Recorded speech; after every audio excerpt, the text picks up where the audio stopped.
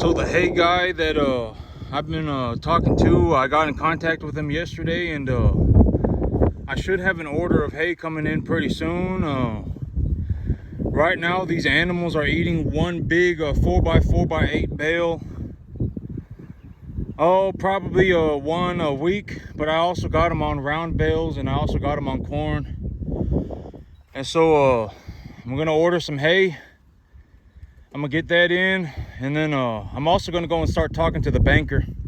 I'm gonna go into the FSA office. Once this contract gets underway, I essentially have 6 months to get everything figured out. And the reason I set it for 6 months is because it made when I run it across the timeline, it makes sense for me.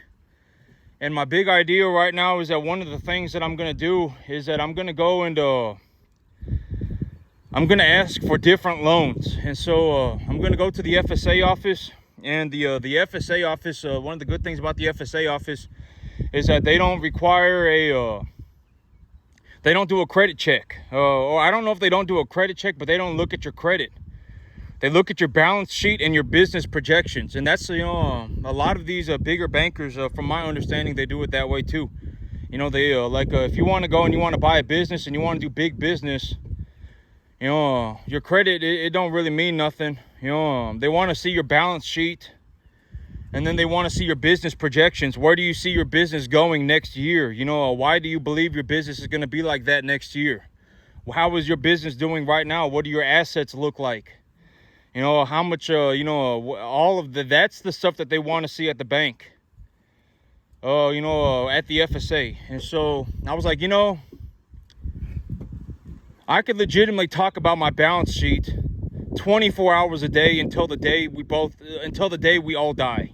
I could, right? I mean, I talk about my balance sheet all the time. I got this type of cattle, I make about this. I estimate I'm going to make about this much money. And when I estimate that I make that much money, then I'm going to have to leverage for this much money and then buy this many cattle. Because if I buy cattle, I don't have to pay income tax. And if I have to pay income tax, I'm going to lose the money anyway. And so I might as well just hold on to the cattle. I mean, I talk about these things all the time, right? And so I'm like, if the banker wants to hear me say it, and the banker wants me to write it on a piece of paper, I can do that. I can probably do that within half an hour. I could write down, a majority. With 93% accuracy, I could write down on a piece of paper what I got going on my farm within half an hour. With 93% accuracy, I have 47 animals. My animals are at an average weight of about 550. 90% of my herd is a 1 to 1.5 type medium large frame animal. Maybe I got 5-6 plainer calves in here, but the reason I got 5-6 plainer calves is because I legitimately got them at $2 a pound. At 2 1/4, I paid like $450 for them, and so I can make money on them. If I take a legitimate half Jersey, half Hereford to the market right now at 800 pounds, I'm gonna get $1.50 on them, right? I mean, if I get a 100% Brahma heifer, if I have a 100% Brahma heifer, they're gonna sell for like anywhere from 175 to 210 at 700 pounds. Even a 100% Brahma animal, a heifer, a 100% Brahma heifer is going to sell for like $2 a pound, $1.90 a pound. So if I can get a plainer animal at $2 at 2 1/4, that's $450 for the animal. I could take the animal up to 800 pounds and make $1,200 on the animal. I still make my $500 margin, right? It's not that big of a deal for me. But a majority of my animals are a 1 to 1.5 type medium large frame animal. I got 47 animals. If the banker wants me to write it down on a piece of paper, where do I see my business going next year, right? I anticipate that I'm going to make this much money right now because the feeder cattle market is sitting at this price range, and I have these animals. Right now they're at about a 575 or so average weight. Here in within about 3 months, my animals are on a 65% TDN, a 12 to 14% protein diet, 2 to 1 calcium phosphorus ratio, right? I got them on this feed. I got them on this feed mixture, and I can write down the feed, whatever it may be. I have this many bales of hay, and I paid this much for the bale of hay. Whatever it may be, I paid this much I have this much corn, estimate, I have this much corn, and I paid this much per tonnage of corn. I can write it all down on a piece of paper right now within half an hour.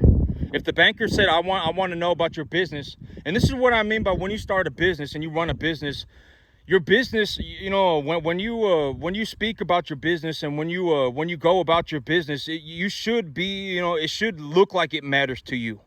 And I've already said, you know, most people, they wouldn't know rich if it slapped them in the face tomorrow. And how do I describe that, right? How do I illustrate that? Imagine, you know, and this is what I mean by most people.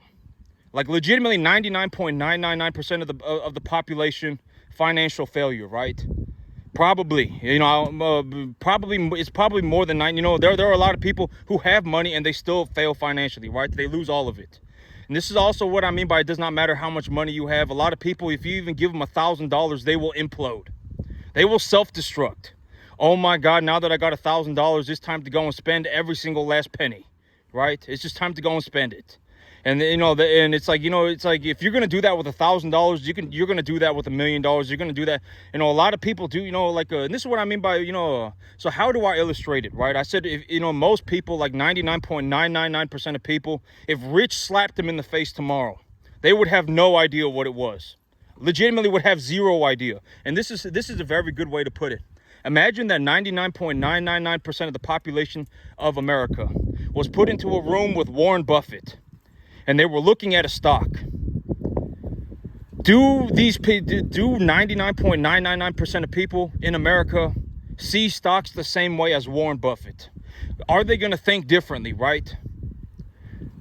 Warren Buffett is going to think differently. There's a reason why Warren Buffett is super rich, right? And there's a reason why most people are poor, right? And you know, they're not going to understand. And this is also what I mean by, like, when I, you know, like even like right now, and when I say, you know, the equity value of my portfolio, even right now, is at about $1 million in terms of my real estate and my business and my cattle and all of my assets, et cetera, et cetera. A lot of people, they have zero idea what's going. They have zero idea.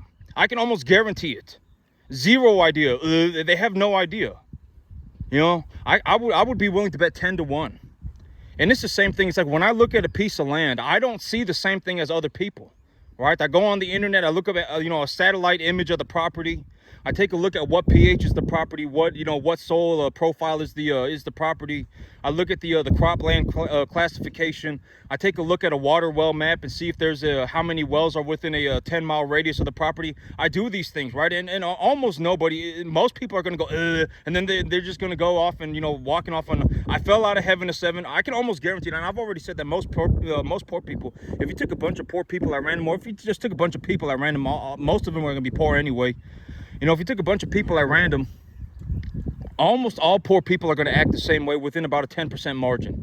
Within about 7% margin, all poor people are going to act the same way. They think highly of themselves. I fell out of heaven at 7. My life is a mystical, magical journey. If I throw this Hail Mary and it works out for me in some spectacular fashion, then I can go walking off, skipping off into the sunset. And I've already said yesterday, and you know, I can almost guarantee it, right? And it's like, oh my God, you know, and it's like, you know, and here's another way to put it. If I was given $1,000, if I had $1,000, do you think I'm going to use the $1,000 the same as most people? Right? It's like me, absolutely not, right? I mean, what am I going to do with $1,000, right? That is different. You know, if you give me $1,000 right now, I would budget running my entire business for an entire month with that money. And my business makes $12,000 to $14,000 a month.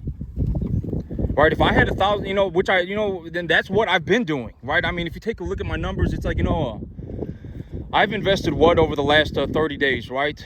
Like $400. You know, I've used $400, and you know, this feed, you know, when I say I've used $400, essentially, you know, the creep feed that I bought, you know, I spent about $400 on creep feed, and this hay that I got them on right now, and the corn that I got them on, and the feed mixture that I got them on right now, I'm actually making money on it. And so I don't see it as an expense. You know, the reason that I bought these things the way that I did, and I put them in storage, et cetera, was because when I was running the numbers, I realized that I can make a positive return on it. And it's like, you know, when I buy creep feed from the you know, the feed store, and it's $500 a ton, I'm not going to be making money on that. And so that's why I classify that as an expense, but I don't classify what I got going on right now as an expense, because what I got going on right now, I'm making money on it. And you know, and so I'm making money on what I got going on right now. There's a reason why I put these things away, so I could feed these animals profitably when it came down to it. And you know, yesterday I was talking about, you know, if you see someone who's failing, you should not run in and give them a group hug and accept this person for the way they are. You should not do that, right? And why should you not do that? You got to understand that when you look at the world, there are a lot of people who, if you give them an inch, they will take a mile, right? I mean, they will realize, oh, I took a 5-minute break at the restroom yesterday and nobody said anything, so today I'm going to take a 7-minute break. Oh, I took a 7-minute break at the bathroom yesterday and nobody said anything, so today I'm going to take a 9-minute break at the bathroom. I'm going to go to the bathroom for 9 minutes. There are people who will do that. And I'm not talking about just, going to the bathroom, right? I mean, but you got to understand that people, if you give them an inch, they will take them out. There are people like that. There are people who legitimately go around their entire lives and think like that, right? Oh my God, I got away with it a little bit over here, so I'm going to do it a little bit more tomorrow, and I'm going to do it a little bit more tomorrow. And next thing you know, you're just stuck with a massive problem, right? And now their poorness is rubbing off on you, and it's like you should have cut them out of your life a long time ago, right? There are a lot of people that will do that. And and that's also might be why businesses a lot of there are people that get and here's the thing. It's like if you legitimately have no retirement at 65, this is how I see it. A lot of you one of the things you won't understand about me is that and in the cattle business is that when you make a mistake in the cattle business, a lot of times what will happen is that you'll have an animal die. You will have an animal die and you will have to watch that animal die. A lot of you don't understand that, and you don't understand how that feels as a cattleman. You don't. You got this animal that you feel responsible for, and the animal is sick to death, and you're trying to do everything you can to save it, but it's still dying, right? And that is what that is how I learned. It's like I messed up, and I had to find and I had to sit there and look at what was going on and find a better way. And that was how I learned. I didn't go and sing Kumbaya, right? I didn't go, oh my God, I messed up and my animals died and now it's time for me to sing Kumbaya. No, I took a look at it, regardless of the situation. I took a look at it and I said, I'm going to have to change things up. I'm going to have to change things up and I'm going to have to do better, right? And it's like, if you see somebody failing, the worst thing you can do is go running in and give them a hug and sing Kumbaya with them. It's the worst thing because, you never know. Like, the person could be a tard, right? They could legitimately, if you give them an inch, they could take a mile. If you give them 5 minutes at the bathroom, next week they're gone 7 minutes. The week after that, they're gone 9 minutes, right? And it's like, that could be the person that you're dealing with, right? And you should have cut them off a long time ago, right?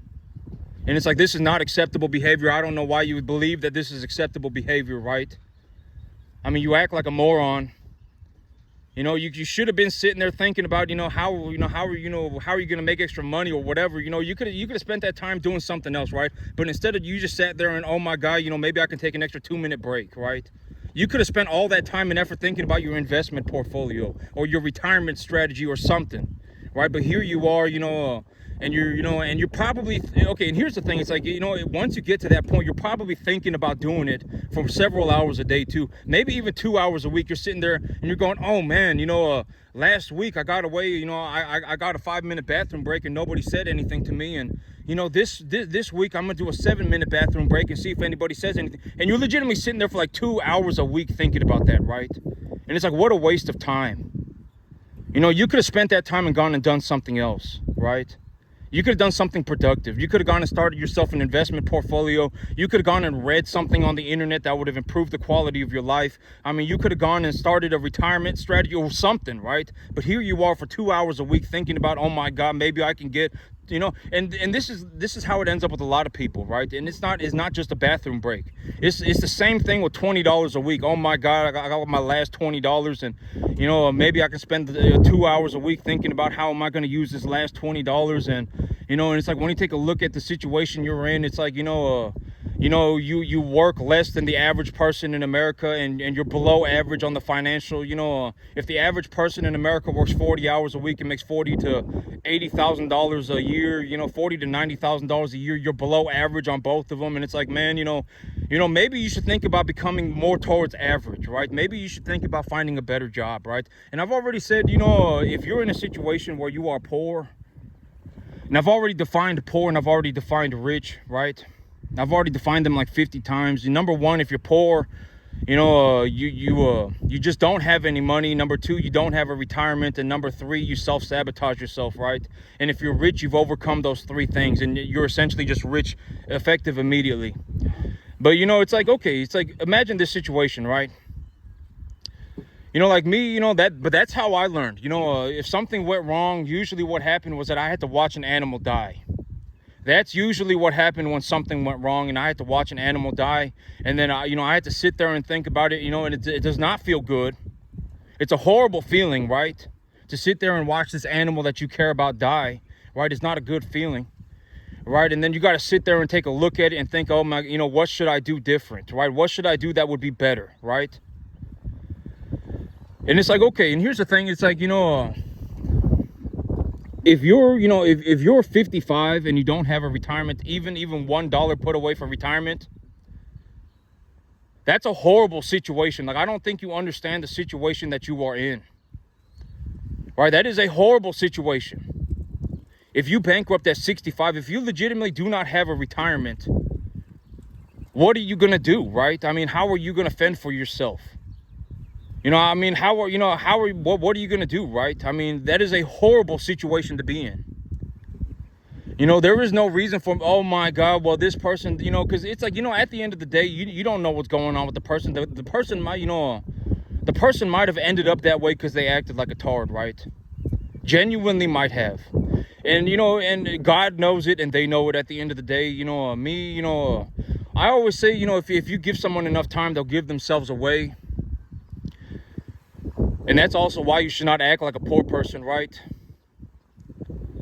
Because and here's the thing, it's not a good situation. There's no reason to go running in and kumbaya hug this person, because there is a very real possibility that if you even gave them $1,000, that they would implode tomorrow. They would self-destruct. I mean, they would, they would self-sabotage immediately, right? I mean, even with $1,000, it doesn't take a lot of money to see someone just completely cave in on themselves, right? A lot of people, they can't even run a $1 million equity portfolio without imploding, right? They just can't get to the point where they actually got $1 million or $2 million worth of equity. They just can't do it. Why? Because they implode along the way, right? I mean, they self-sabotage. Oh my God, they start believing in doubt and all these nonsensical things. And it's like, it's like if you're going to be in doubt, I mean, like me, I don't believe in doubt. I don't have beliefs in doubt, and I don't express doubt in any way. Like, when I talk about my plans, it's like, why did I start this? Why did I take the deal that I did, and why did I do the deal the way that I did?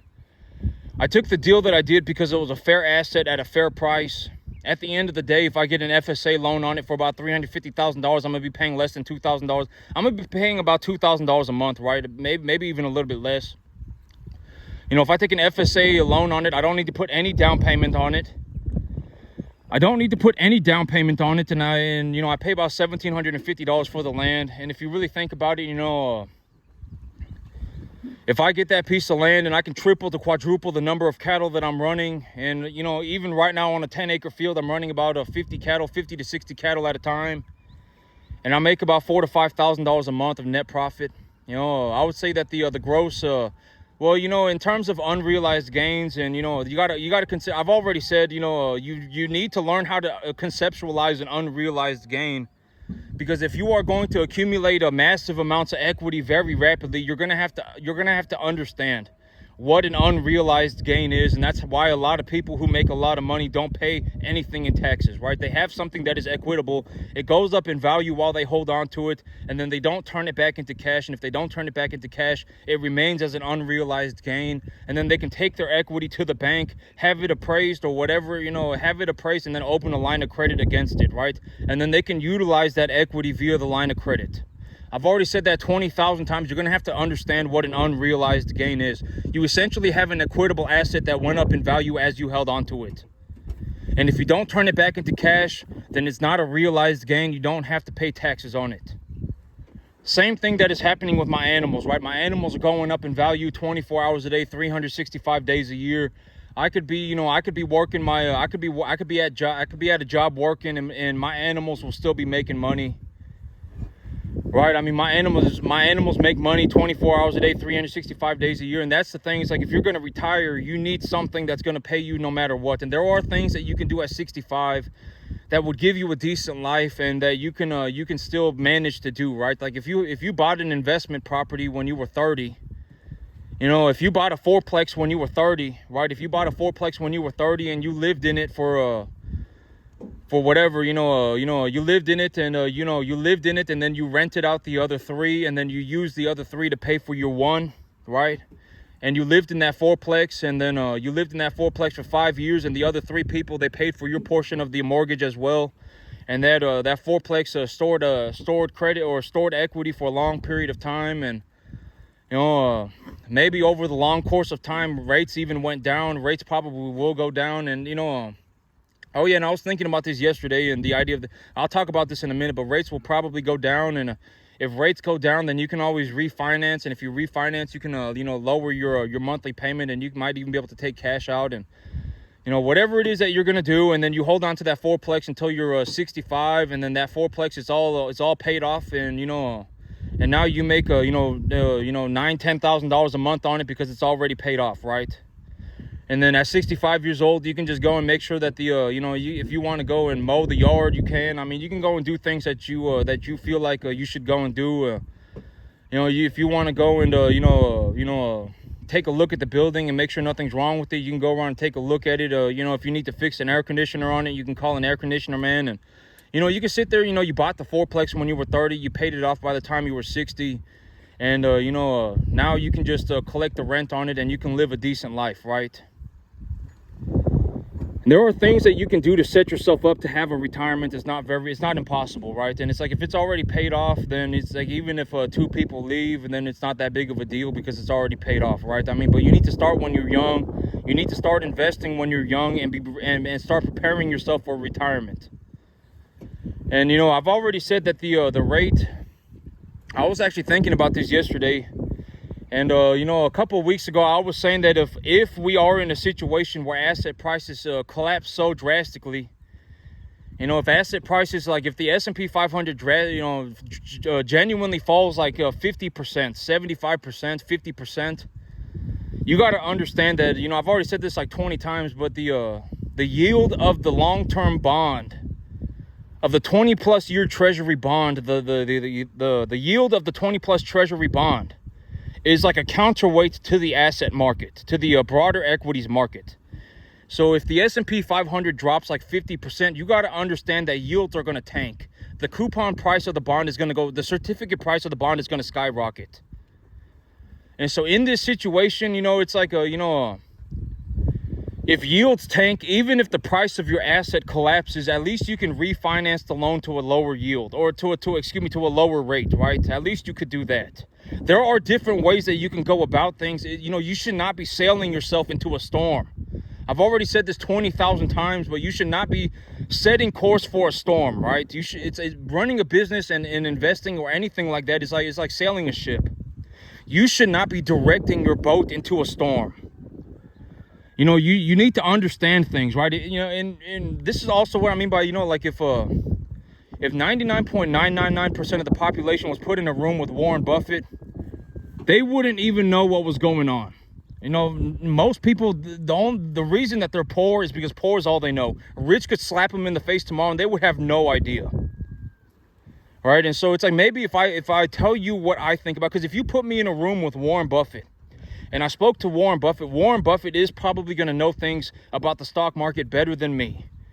But if he told me certain ideas, I would understand, like, what is a dividend, and what is the yield on a bond, and the counterweight, how the overall broader, whatever it may be that he talks about, the revenue of a certain business and the multiple of the earnings. I would understand some of the things that he's talking about. When it comes to the super specifics, I may not be able to understand, right?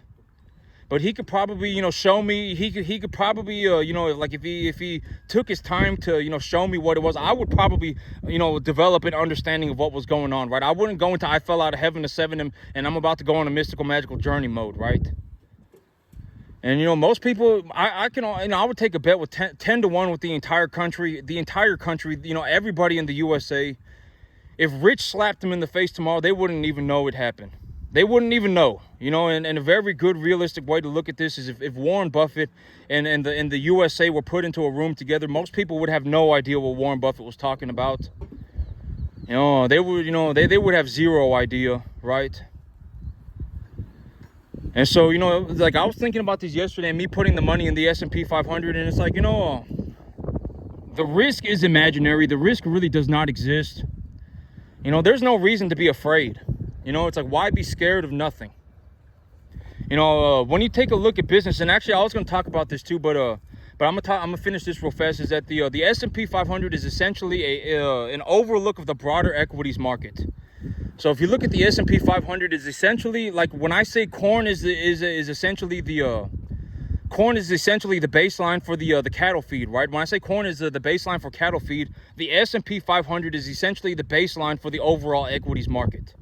And if the S&P 500 fell like 50% tomorrow, the bond yield might genuinely go negative. I think we're sitting at like a 4% rate right now or something like that. It's like 3.75% interest rate on the 20+ year treasury bond. And it's like, if the S&P genuinely fell like 50%, rates might go negative, and then you could refinance your loan. You could lower your monthly payments by refinancing your loan in that situation, right? You could.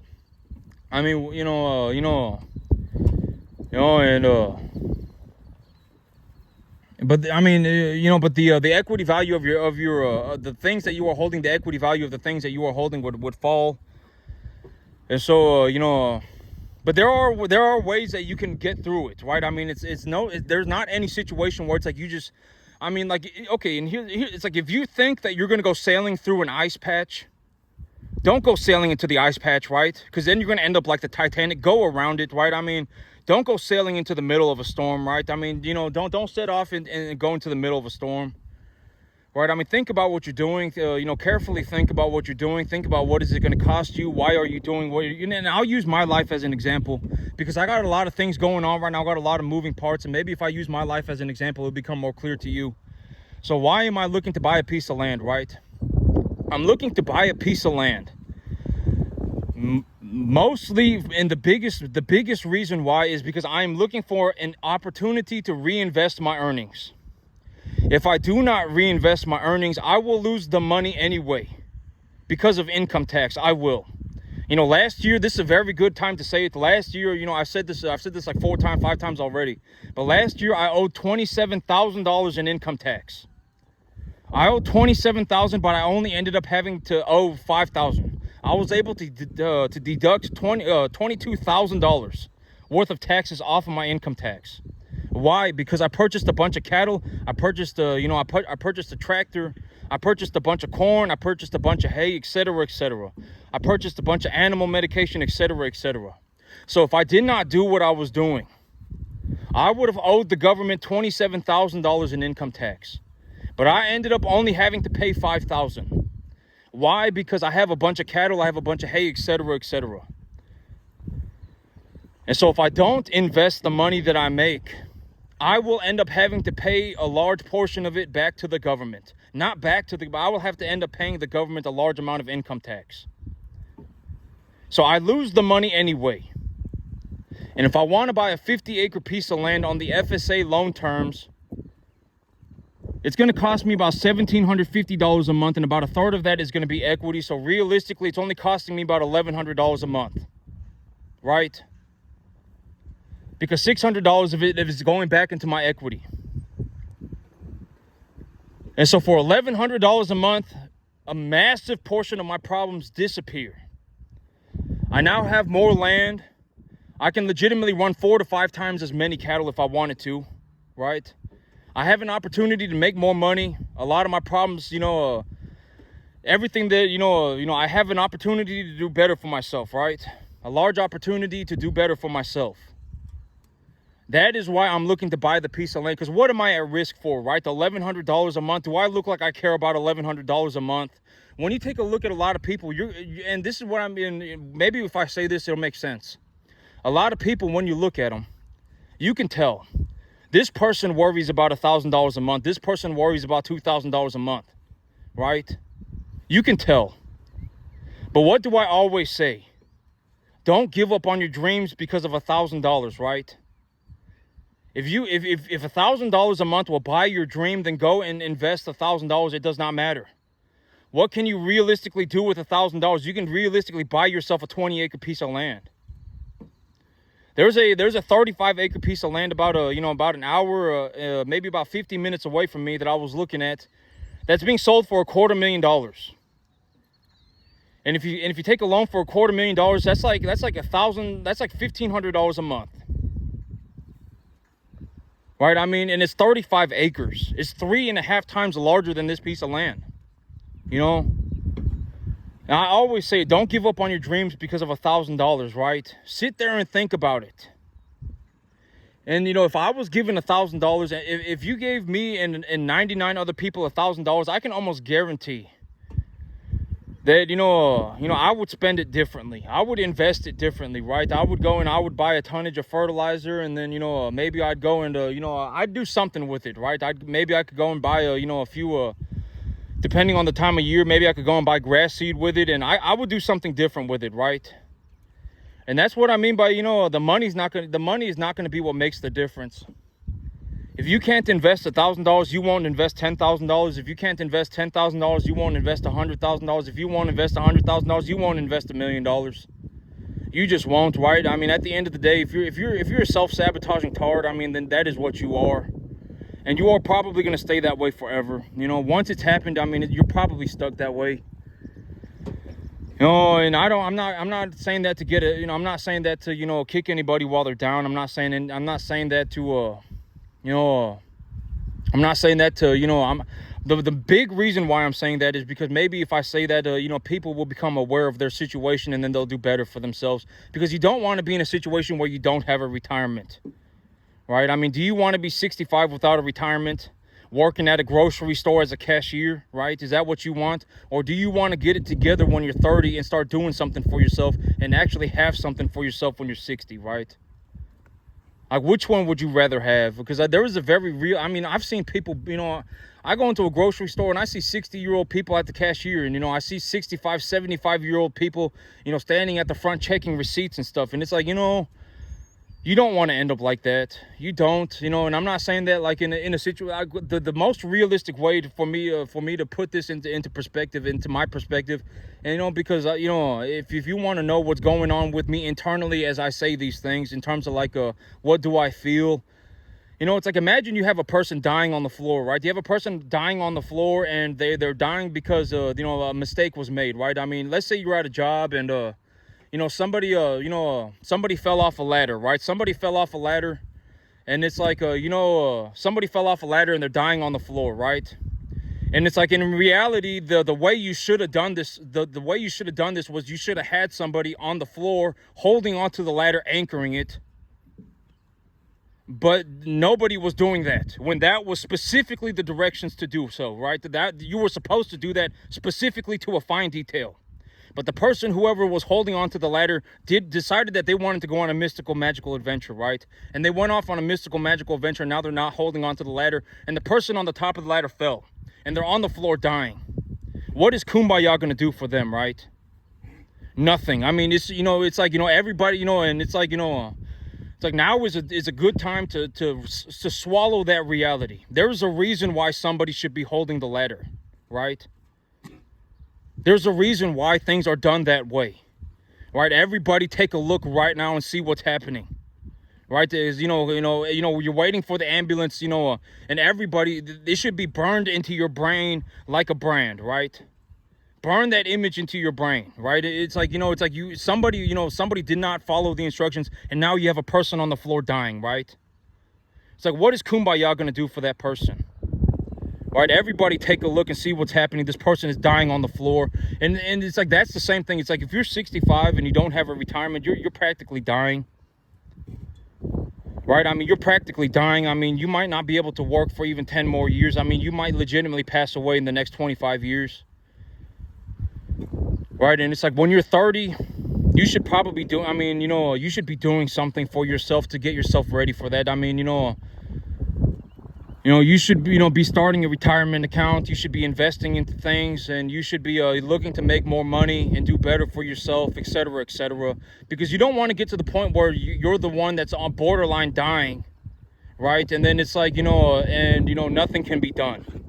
Why? Because many, many, many mistakes were made. That's why, right? Mistakes were made, and now you're the one on the floor dying, right? You don't want to get to that point and go, oh God, right? Right? I mean, you don't want to get to that point and do that. I mean, you know, you should be setting up a retirement account. You should be thinking about your investment portfolio. You should be thinking about, you know, making more money and doing better for yourself. You should not be spending your time, you know, trying to get 2 more minutes at the bathroom. That's what I'm going to call it. Right? You should not be spending your time, that's what I'm going to call it, getting 2 more minutes at the bathroom. You know, budgeting your last $20. It's all the same thing. Because I can guarantee you, you know, if you're you know, looking to get 2 more minutes at the bathroom, and if you're looking to, you know, to budget your last $20, that last $20 and the 2 minutes at the bathroom is not your only problem. You got a massive amount of problems, right? And you're probably spending like 2 hours a day thinking about how you're going to do this nonsensical stuff, this moronic stuff, when in reality you could have been spending that same amount of time thinking about somebody or something else, right? I want to do better for my family. I want to go and get a better job. Right? I want to start an investment account. I'm going to go and read a book on investing, right? I'm going to go on the internet and read about investing, right? You know, I'm going to go and watch a video and learn how to invest. You know, this guy's talking about the S&P 500. I'm going to go on Google and look it up. I'm going to go and talk. This guy's talking about the 20+ year treasury bond. I'm going to go on the internet and look it up. I mean, you could be spending your time doing stuff like that. I'm going to go on the internet and see if there's a job that's out there that's better for me, that I can make some more money on. You know, maybe I could be a forklift driver in an air-conditioned warehouse making $30 an hour, right? Something. You could have been thinking about something else, but, you know, it's like if you go to that point where it's like you're budgeting your last $20 and you're trying to figure out how you're going to get 2 more minutes at the bathroom, I mean, your life is over. I mean, you're better off just throwing yourself off a bridge. Legitimately, I mean, you know, at that point, you know, at that point, you're just better off throwing yourself off a bridge because, you know, and then, you know, in a realistic situation, someone might look at you and then your poorness might rub off on them. And now you got 2 poor people, right? If you're in that situation, I mean, you know, just, you know, I mean, you know, either throw yourself off a bridge or do better tomorrow. Right? I mean, you don't want to get to the point where it's like, you know, where, you know, and it's like, that's the thing. It's like, you know, falling off the ladder and stuff like that, what I call falling off the ladder, I guess. You know, you don't want that to happen, right? You don't want that to happen to other. This is a very good way to put it. You don't want that to happen to other people. Me, when I look at somebody and they're obviously poor, right? I don't want that happening to other people. Why would I want people to be poor, right? I've already said there's no benefit to being poor. Why would I want people to be poor, right? There is no benefit to being poor. If you're rich and you're poor, and if you're a good person and you're rich, then you're a good person and you're rich.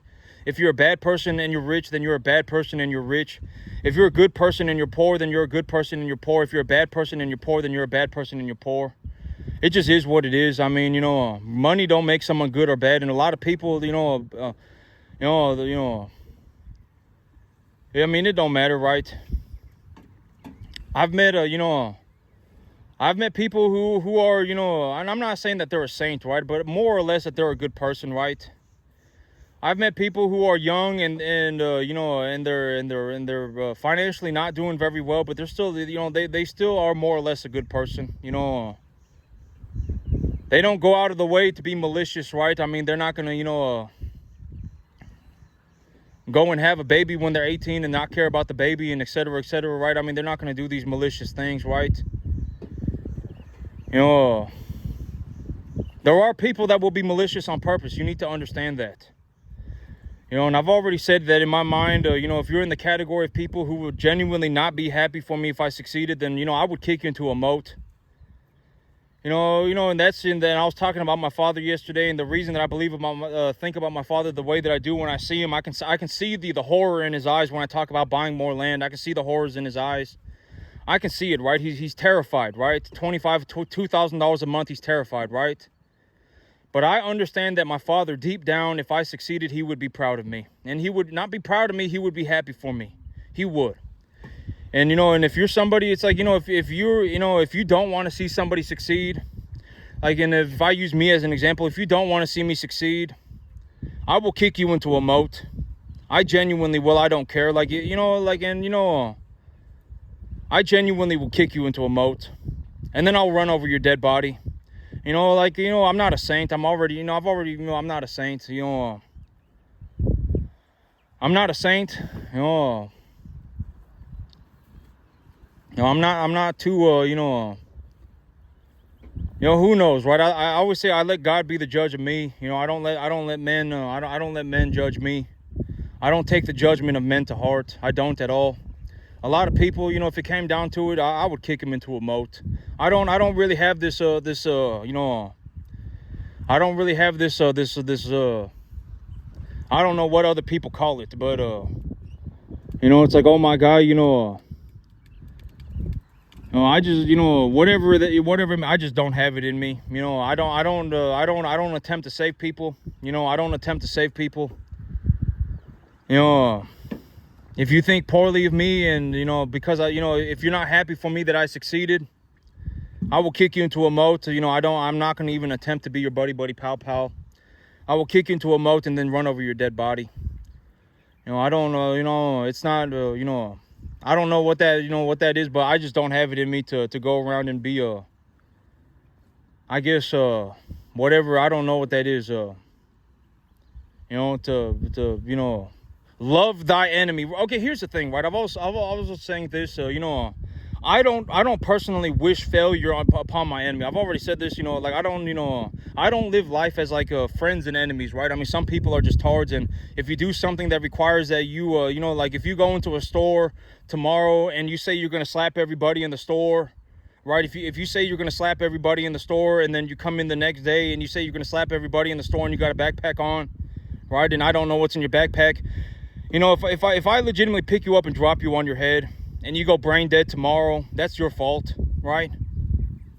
If you turn into a vegetable tomorrow because I legitimately just picked you up and threw you on your head, and you turn into a vegetable tomorrow, that's not my fault. That's on you. I mean, you should have thought about that.